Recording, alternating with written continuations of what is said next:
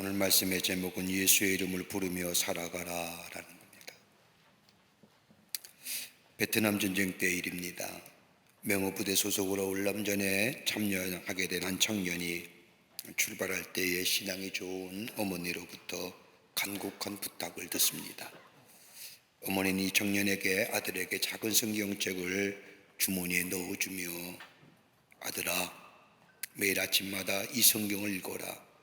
그리고 이 어미는 너를 위해 기도하기를 하루도 거르지 않고 새벽마다 교회에 나가 기도할 터이니 내가 항상 너를 위하여 기도한다는 것을 잊지 말아라. 그리고 아들을 전쟁터로 보냈습니다. 청년은 별 관심 없이 어머니의 말을 듣고 아무런 생각 없이 전쟁터로 나갔습니다. 불행히도 전투하던 중에 큰 부상을 입고 수술을 받고 병상에 누웠습니다. 온몸이 쑤시고 아플 때 저도 모르는 사이에 그 입에서 어머니를 부릅니다. 어머니라고 부르는 순간 눈앞에 어머니의 모습이 어른거립니다. 그리고 어머니가 나를 위해 기도하고 있는 모습이 환하게 보입니다. 그럴 때에 그는 어머니 따라서 기도하고 싶은 마음이 생겨졌습니다. 하나님 아버지라고 하나님의 이름을 부르는 순간 불현듯 자신이 그동안 지었던 모든 죄가 눈앞에 파노라마처럼 지나갑니다. 기도할 수가 없는 겁니다. 기도하고 싶은데 자신의 죄 때문에 죄가 아련거려 기도를 못합니다. 근데 그때 그는 생각합니다. 우리 어머니가 나를 위해서 기도드리는 하나님, 정말로 하나님이 계시거든. 어머니의 하나님, 나를 살려주십시오. 내가 하나님을 위해 일생을 바치겠습니다.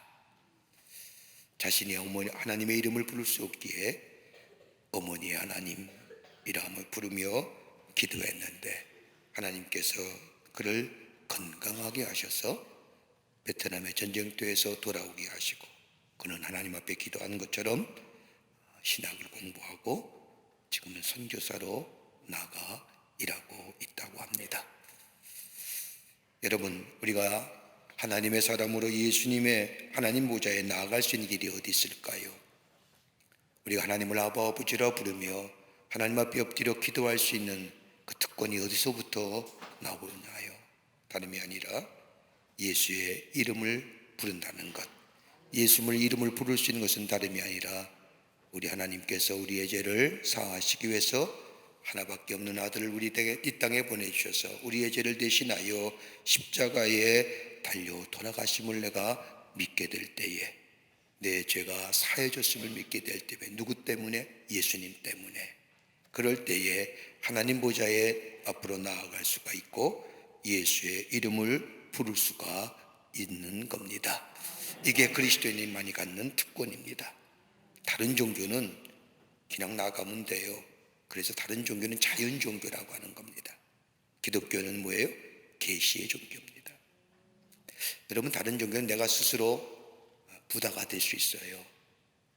저들이 믿는 신이 될 수 있어요. 그러나 우리 기독교는 절대로 인간은 신이 될 수 없는 존재예요.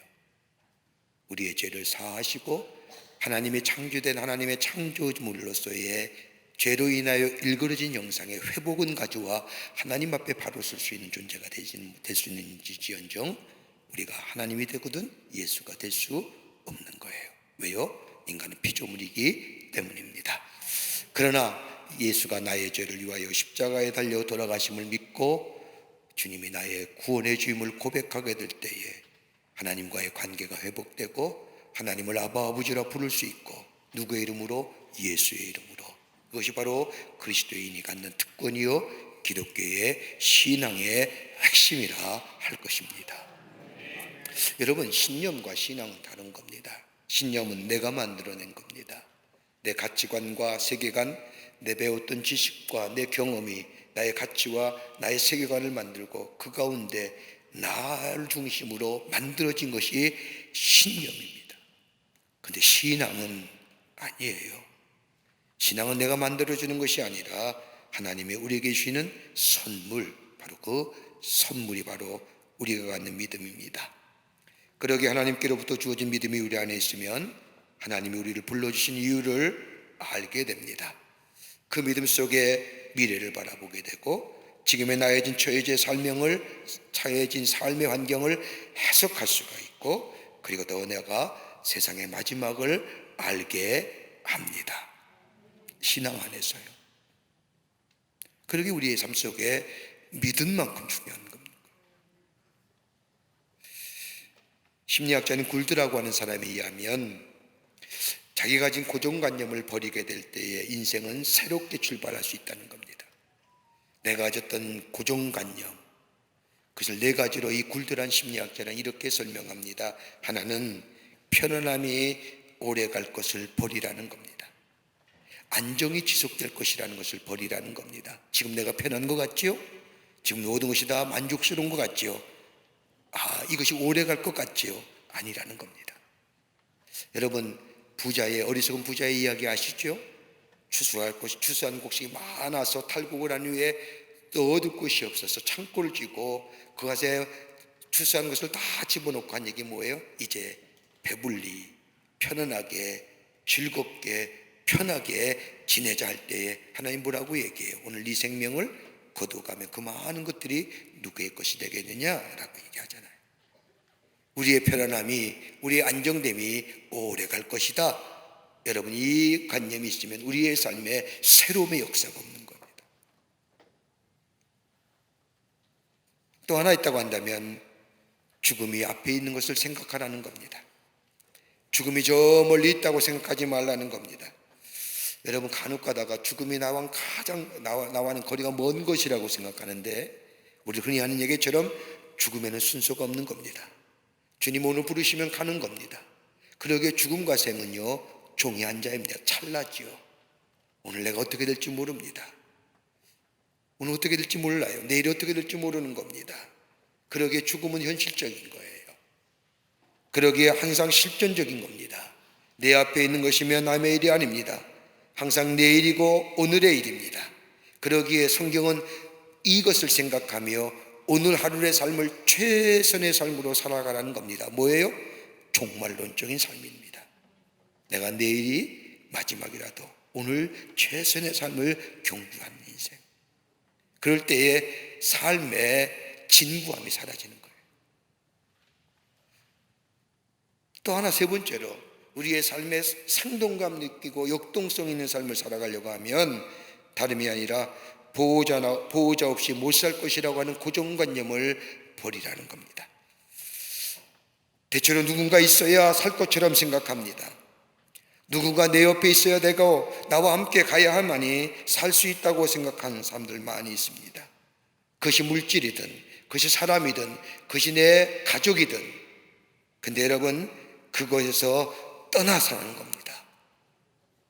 그리고 하나님과 함께 하신다고 하는 사실을 이야기하는 것, 그 말씀을 믿게 될 때에 그 삶 속에 생동감이 넘치는 겁니다. 또 하나 얘기합니다. 나는 깨끗한 사람이라는 것에 관념을 버리라는 겁니다. 자신을 늘 이외적으로 깨끗하다고 생각하는 사람 의외로 많습니다. 다른 사람과 비교해서 다른 사람의 죄의 경중에 따라서 나는 깨끗한 사람이라고 생각하는 사람이 꽤 많은데, 여러분, 그런 생각 버리라는 겁니다. 나도 똑같다는 겁니다. 그럴 때 뭐예요? awake라는 거예요. 저 사람은 괜찮은 사람이야. 난 근데 그 사람보다 나아. 아니라는 거예요. 똑같은 거예요. 다른 사람이 실수할 때 나 실수하는 것이고, 다른 사람의 죄를 지어 심판받을 때 나 또한 그럴 수 있다는 것이고, 다른 사람의 육신의 병이 들어 고생할 때 나 또한 그럴 수 있다는 사실을 알아야 된다는 겁니다. 이런 관념들이 내 안에 사라질 때 그 사람이 새로워질 수 있다는 겁니다. 근데 성경은, 하나님의 말씀은 이러한 고정관념을 버릴 수 있는 실천적 방법을 우리에게 가르쳐 줍니다. 안정이 지속될 것이다. 죽음이 저 멀리 있다고 생각하지 말라. 보호자 없이 못 산다는 생각을 버려라. 더 나아가 다른 사람과 달리 나는 깨끗하다고 하는 이 생각을 버리라. 이 고정관념을 버릴 수 있는 방법이 뭐냐? 바로 오늘 성경의 말씀입니다. 오늘 로마서 10장 9절의 말씀을 보면, 내가 만일 내 입으로 예수를 주로 시인하여 또 하나님께서 그를 죽은 자 가운데서 살리신 것을 내 마음에 믿으면 구원을 받으리라. 여기서 가장 중요한 말씀이 뭐냐면 시인한다는 겁니다. 시인한다는 말이 무슨 말일까요? 오늘 10절 말씀에도 이 똑같은 얘기 납니다. 마음으로 믿어 입에 의에 이르고 입으로 시인하여 구원을 얻으리라. 다시 말하여 마음으로 믿어 입으로 고백하면, 어떤 고백이요? 예수 그리스도가 나의 삶의 주인 되십니다라고 고백하는 삶. 예수님이 나의 삶의 주인 된다고, 예수님이 나의 죄를 위하여 십자가에 달려 돌아가시고 이제는 내 삶의 주인은 예수라고 이 사실을 입으로 믿어 입으로 고백하면 구원을 얻는다는 겁니다. 여러분, 기독교에서의 구원은 영적인 구원이 아니라 전인적인 구원입니다. 내 영혼과 내 마음이, 그리고 성품과 태도가 다 새로워졌다는 겁니다. 그러기에 새로워지려고 하면 예수를 마음으로 믿어 입으로 시인하게 될 때에 새로운 존재로서의 삶을 살아간다는 겁니다. 여러분, 굴두가 얘기한 거 보세요. 새로워지려면 어떻게 해요? 새로워지려고 하면 적어도 이런 것들을 버리라고 얘기하잖아요. 안정이 지속될 것이다. 여러분, 죽음이 저 멀리 있을 것이다. 보호자 없이 살 수 없다. 나는 다른 사람과 깨끗하다. 여러분, 이걸 넘어서는 게 뭐예요? 이 고정의 관념에서 깨트린 것이 뭐냐면 예수를 믿고 입으로 시인하면 우리 안에 새로운 변화, 우리의 성품과 우리의 삶의 태도와 우리의 마음이, 우리의 영혼이 새로워지는 역사, 새로운 존재로서의 삶을 살아갈 수 있다고 성경은 우리에게 말씀해 주고 있습니다. 이런 구원의 역사가, 전인적인 구원의 역사가 어떻게 일어나느냐? 오늘 모두가 다 구원받아, 여러분 다 구원받았죠? 구원은 한 번만 받는 것이 아니라 지속되어져야 할 겁니다. 어제도 구원받았으면 오늘도 구원받는 거예요. 오늘도 구원받았으면 내일도 구원받아야 할 것이에요.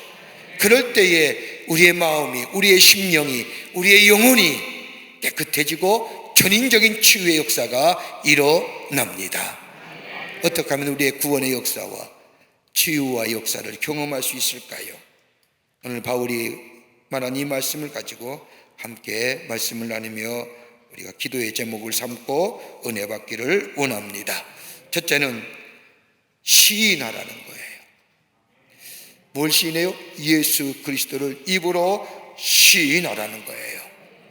9절 말씀에 보면 내가 만일 내 입으로 예수를 주로 시인하며 또 하나님께서 그를 죽은 자 가운데서 살리신 것을 내 마음에 믿으면 구원을 받으리라. 입으로 시인하라는 거예요. 여러분, 말한다는 게 얼마나 중요한 줄 아세요? 여러분, 말 많이 하시잖아요. 뭐 남자는 25,000단어를 얘기한다고 그러고 여자는 35,000단어를 얘기한다고 하지 않습니까? 여자가 말을 많이 하는 이유가 거기에 있어요. 더 이해하지 못하는 것은 그렇게 하루 종일 말하고도 집에 가서 헤어질 때에 집에 가서 또 전화하자고 얘기하는 사람들. 뭘 그리 할 말이 많은지. 근데 이 말이라는 게 뭘까요? 그냥 말일까요? 여러분, 말은 그 사람의 인격이에요. 그 사람의 성품이에요. 그 사람의 생각이에요. 말은 그냥 나오는 것이 아니에요. 의식적으로나 무의식적으로나 생각했던 말이 입이라는 거라는 통화를 통하여 나오는 거예요. 그러게 말은 입으로 하지만 마음으로 말하는 거예요. 여러분, 가만 생각해 보세요. 나도 생각지 못한 말이 툭 튀어나온 것은 내 마음속에 그 말에 생각을 하고 있다는 거예요. 여러분, 고나고다 얘기하죠. 아, 실수? 그 실수 아니에요. 그거 마음에 있던 말이에요. 그러게 말은 우리의 생각이요, 우리의 마음이에요. 여러분, 내 마음속에 악한 것이 있으면 악한 말이 나오고 내 마음속에 선한 마음이 있으면 선한 말 나와요. 그러게 말이 얼마나 중요한지요. 말은 내 생각과 내 뜻을 전하는 어떤 방법도 되지만은 내 마음의 생각과 내 머리의 생각을 표현하는 것이, 이걸 알았던 바울은 오늘 성경 말씀에 사람이 전인적인 구원을 이룰 수 있는 것은 다름이 아니라 입으로 예수 그리스도가 나의 삶의 주인 되심을 고백하게 될 때에 거기에 새로움의 역사, 치유의 역사가 일어난다는 겁니다. 여기서 주라고 하는 것은 로드, 내 모든 것의 주인이에요. 오너십은요, 내가 아니라 우리 주인이라는 거예요. 내가 예수를 주로 고백하며 주로 시인하는 것은요, 내 삶의 주인은 내가 아니라 예수 그리스도가 되신다는 거예요. 그러기에 예수의 이름을 부르는 자마다 뭐예요? 구원을 얻는 거예요. 치유함을 받는 거예요. 그리고 회복의 역사를 경험하는 거예요. 왜요? 예수의 이름에는 능력이 있기 때문인 거예요. 여러분, 마가복음 10장 45절의 말씀을 보면 거지 바디메오의 이야기가 나오죠. 예수님이 여리고에 있을 때에 디메오의 아들인 바디메오가 예수님이 지나가신다는 소식을 듣고 예수님 앞에 길가에 앉아 있다가 예수님을 향하여 소리치지요. 앞을 보지 못한 바디메오. 바라고 하는 것은 아들의 이름이죠. 아들이란 뜻이고, 디메오라고 하면 디메오의 아들인 바디메오가 뭐라고 소리쳐요? 다윗의 자손 예수여 나를 불쌍히 여기소서라고 소리칩니다. 소리치자 주위에 있는 사람이 뭐라고 해요? 잠잠하라, 조용히 하라. 그럴 때 이 바디메오는 더 크게 소리질러 외칩니다. 다윗의 자손이여 나를 불쌍히 여기소서. 바디메오가 고백한 신앙의 고백이 뭘까요? 예수요, 다윗의 자손 예수라고 하는 것, 다른 말로 말하면 주여라고 하는 거예요. 다시 말로 말하면 내 삶의 주인은 예수님이십니다라고 하는 거예요. 여러분, 이 고백 속에 예수님이 뒤돌아본 거예요. 예수님이 그냥 뒤돌아봤을까요? 웅성웅성해서 소리쳐서 요란스러워서 뒤돌아본 게 아니라 바디메오의 고백 속에 주여 당신이 나의 삶의 주인 되십니다라고 하는 이 외침이 예수님이 뒤를 돌아보게 한 거예요. 나의 삶은 주인, 나의 삶은 예수님의 주인이십니다. 그런데 주인 되시는 내 삶에 눈이 어두워서 보지 못하니 나를 불쌍히 여기소서. 내 삶의 주인은 내 것이 아닌 당신의 것이니 나를 긍휼히 여겨 주시옵소서. 이 얘기예요. 내가 내 삶의 주인이 내가 되어서 눈이 못 봐서 어두운 게 아니라 당신이 나의 삶의 주인이니 내가 못 보면 당신이 못 보니 나를 긍휼히 여겨달라고. 이러한 고백을 들으신 예수님께서 그를 부르라고 말씀하시면서 뭐라고 말씀하세요? 너 어디 아프냐? 너 왜 안 보이냐? 너 언제부터 안 보이기 시작했냐? 이렇게 물으신 게 아니라 바로 그 고백 속에 뭐예요? 내 믿음이 너를 구원하였느니라. 그 주라고 부르는 고백이 너로 하여금 뭐예요? 전인적 치유의 역사, 회복의 역사가 있게 되었다는 거예요. 그러니까 뭐예요? 부르는 거예요. 주의 이름을 부르는 거예요. 우리의 삶에 바디메오처럼 앞이 캄캄하고 보이지 않다 할지라도, 내가 어디로 가야 할지 알지 못하 할지라도 나의 삶의 주인은 내가 아니다. 내가 가지 못하고 내가 두려움과 절망과 염려 가운데 있다고 한다면 우리 주님이, 내 삶의 주인은 주님이시며 주님이 두려우고 주님이 앞에 가지 못하고 주님이 어두우니 하나님 나를 긍휼히 여겨달라고. 여러분, 주의 이름을 부르게 될 때에 우리 안에 뭐예요? 구원의 역사, 치유의 역사가 일어나게 됩니다. 이게 그리스도인만이 가진 특권이에요. 저 몽골에 가면 라마 종교 있죠. 라마 불교. 여러분, 그러던 일어나자마자 꼭 저 불교 사찰에 가서 뭐예요? 빙빙 돌면서 그 돌리는 거예요. 그 돌린다고 바뀌어지나요? 어지럽기만 하지. 여러분, 우리는 그게 아니라 뭐예요? 어느 자리에 있든지 내 삶의 주인은 예수님이십니다. 주님이 내 삶의 주인 되심을 고백하며 주를 이름을 부르게 될 때에 뭐래요? 구원을 얻는 치유의 역사가 있게 될 줄 믿습니다. 두 번째는 믿으라는 거예요. 뭘로요? 마음으로요. 마음으로 믿는 거. 오늘 9절 9절의 말씀에 마음으로 믿어 구원을 받으리라고 하셨고 10절 말씀에도 마음으로 믿어 의에 이르고라고 말씀합니다. 여러분, 우리의 신체 구조를 보면 여러 가지 기관들이 있지요. 뼈가 있고 근육이 있고 피부와 머리카락과 눈, 코, 입, 뇌, 심장, 신장, 위, 소장, 대장 등 많은 기관들이 있어요. 이것들은요 다 연구해서 병이 나면 어떻게 치료할 것인가, 문제가 생기면 어떻게 문제를 해결할 것인가. 요새는 의료 장비가 기가 막히게 발달했어요. 다 연구가 가능해요. 그래서 인간의 수명이 연장되는 거 아니에요. 심지어 바꾸기도 하잖아요. 신장이 망가지면 신장도 바꾸고, 심장이 망가지면 심장도 바꾸고, 폐가 망가지면 폐도 망가지고 바꾸고. 근데 여러분, 우리의 마음은 어때요? 연구가 가능해요? 여러분 마음 여러분 아세요? 우리의 마음은 시시각각 변해요. 도무지 가늠할 수가 없어요. 아무리 성인이라 할지라도, 오랜 세월의 시간을 살았다 할지라도 여러분 마음 시시각각 변하는 게 우리의 마음. 위치도 몰라요. 생김새도 몰라요. 색깔도 분명하지 않아요. 그래서 볼 수도 없어요. 연구도 못해요. 심리학이라는 것이 마음을 연구한다고 하지만 여러분, 마음만 연구하는 거 아니지 않습니까? 그 마음이 나타내는 것으로, 그 마음이 어떤 것으로 현상만 얘기하지, 이것이 마음이다라고 정의할 수 있는 게 아무것도 없어요.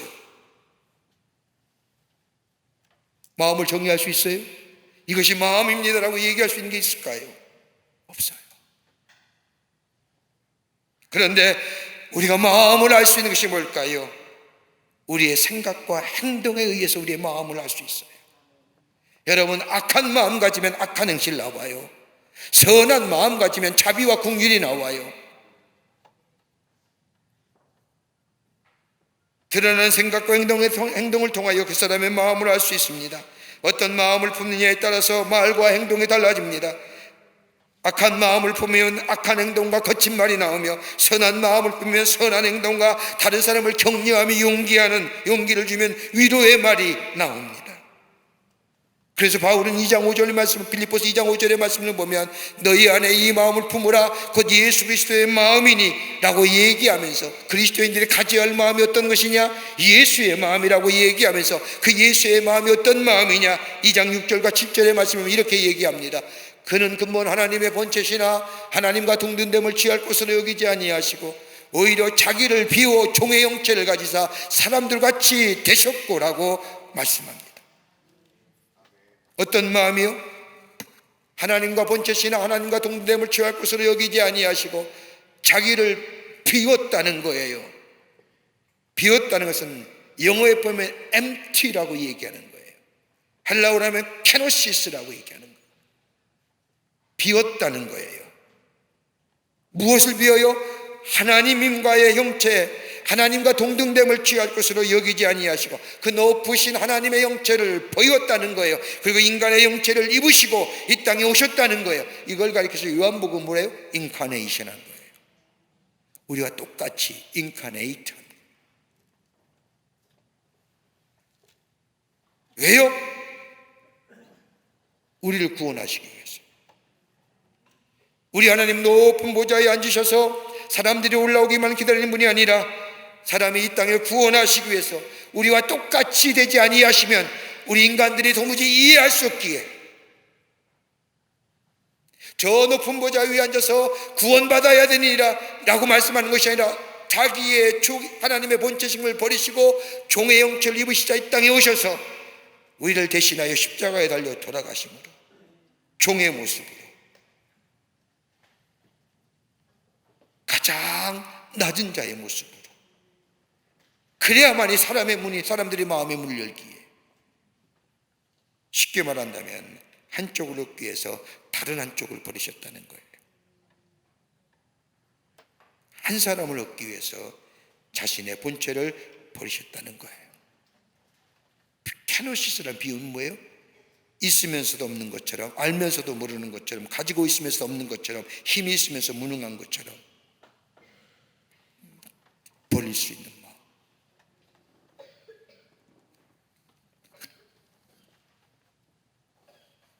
버릴 수 있는 마음이에요.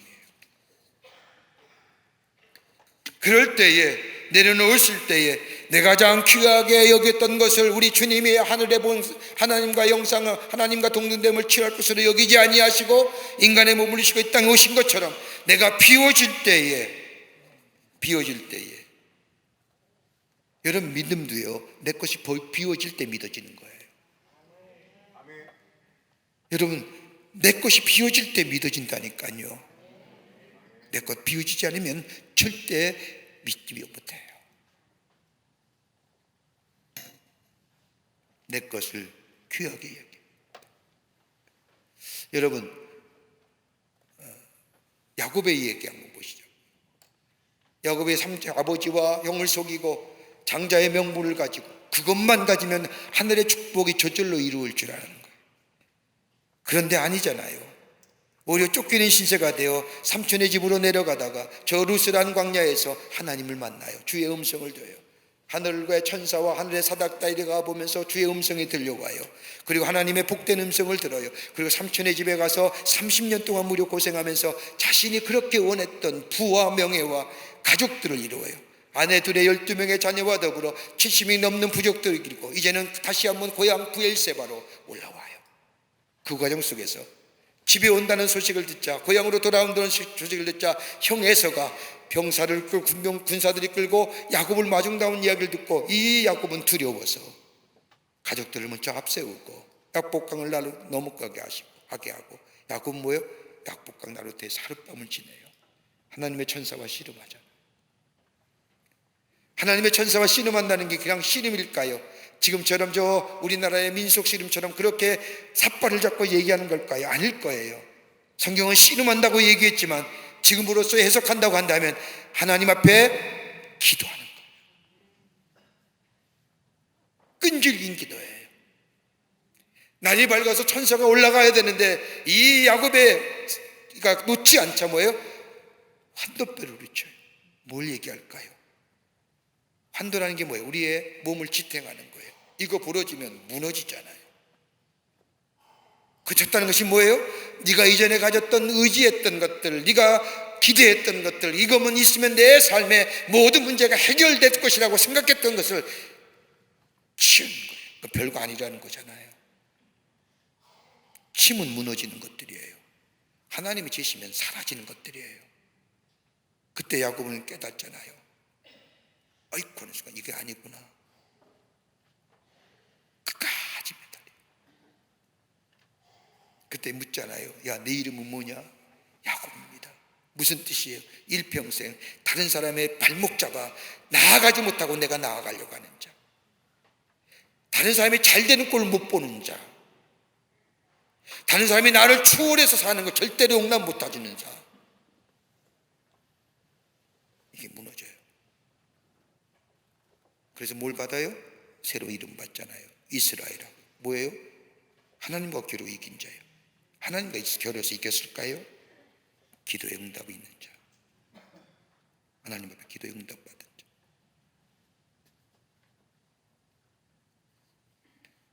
내려놓는 거예요. 믿음은 내려놓는 거예요. 믿으라는 거예요. 믿음을 될 때, 마음으로 믿게 될 때, 내 마음으로 삼았던 내 중심의 것들을 내가 내려놓고 예수 그리스도를 마음으로 믿게 될 때에, 그게 무엇의 역사예요? 구원의 역사, 치유의 역사, 회복의 역사가 있게 됩니다. 우리의 것들은요, 치면 날아가요. 치면 날아가요. 우리가 가지고 있는 것들이 내가 잘나서 보존되는 것 같지만 아니에요.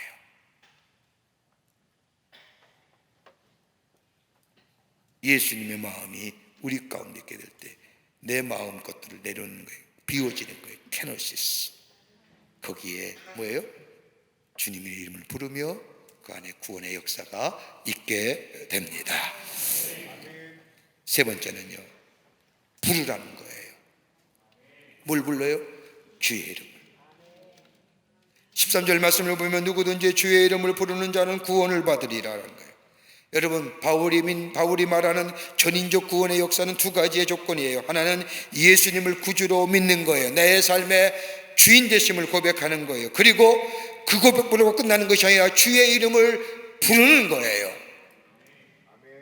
마음으로 믿는 예수님을 나의 구주라 시인하고 고백하는 것을 말합니다. 그러기에 오늘 성경 말씀은 누구든지, 주의 이름을 부르면 구원을 받으리라는 거예요. 주의 이름을. 마음으로 믿지 못하고 입으로 시인하지 못하고 부르지 못하면요, 구원받지 못해요. 이의 이름을 부르는 거예요. 주의 이름을 부르며 기도할 때에 우리 하나님께서 응답해 주시는 거예요. 기도도요, 주의 이름 불러가며 기도하는 거예요. 그러기에 요한복음 14장 13절의 말씀을 보면 너희가 내 이름으로 무엇을 구하든지 내가 시행하리라. 14절 말씀에도 똑같은 얘기합니다. 내 이름으로 무엇이든지 내게 구하면 내가 행하리라. 내 이름이 뭐예요? 예수의 이름이에요. 너희가 내 이름으로, 예수의 이름으로, 주의 이름을 부르며 기도할 때에, 부를 때에 응답의 역사가 있고요, 구원의 역사가 있고요, 치유의 역사가 있고요, 회복의 역사가 있는 거예요. 마음에 병이 있습니까? 마음에 아픔이 있어요? 두려움과 염려와 절망과 불만과 불평이 있어요? 주의 이름을 부를 때에 우리 안에 구원이, 회복이, 치유의 역사가 있어지게 됩니다. 왜요? 주의 이름에는 능력이 있기 때문입니다. 그러기에 주의 이름을 부른다는 것은 세 가지의 귀한 것이 담겨져 있어요. 하나는 예수님과 나와는 생명적 관계라고 하는 고백이에요. 뗄래야 뗄 수 없는 고백이에요. 관계예요.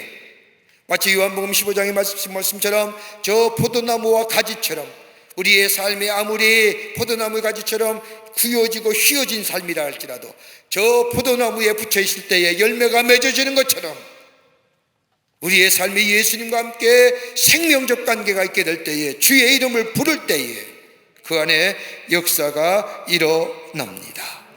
또 하나 있다고 한다면 주의 이름을 부른다는 것은 주의 말씀을 듣겠다는 거예요. 마치 포도나무의 원줄기에서 가지에게 영양분이 공급되듯이 주의 이름을 부른다는 것은 그냥 말로만 외치는 것이 아니라 주께서 내게 뭐라 말씀하시는지, 허공을 치는 메아리가 아니라 주께서 내게 뭐라 말씀하시는지 듣는 거예요. 관계성이에요. 그분의 음성을 듣겠다는 고백이에요. 또 하나, 주의 이름을 부른다는 것은 다름이 아니라 하나님의 뜻을 알고 행하게 하여 주시옵소라고 하는 간곡한 고백적 선언이에요.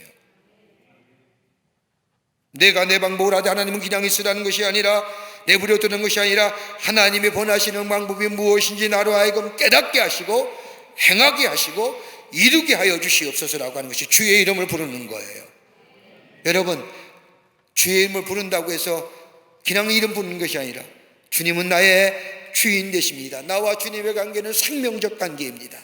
주님과 나와는 대화적 관계입니다. 주님 말씀하시고 내가 주께 응답하고 주의 이름을 부를 때에 들으시고 주께서 내게 말씀하실 때 내가 듣는 관계입니다. 더 나아가 주님의 뜻을 알고 주의 뜻을 행하겠다고 하는 고백적 선언이 주의 이름을 부를 때에 있어지는 겁니다. 그렇다고 한다면 주의 이름을 부르는 거예요. 예수의 이름을 부르는 이런 고백이 있을 때 여기에 전인적 구원의 역사가 있게 됩니다. 그러기 오늘 성경 얘기하죠. 누구든지예요. 빈부 공부 많이 하고 관계없어요.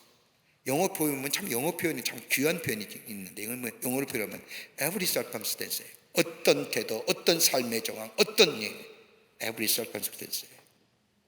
누구든지, everyone, everybody. 그럴 때 뭐예요?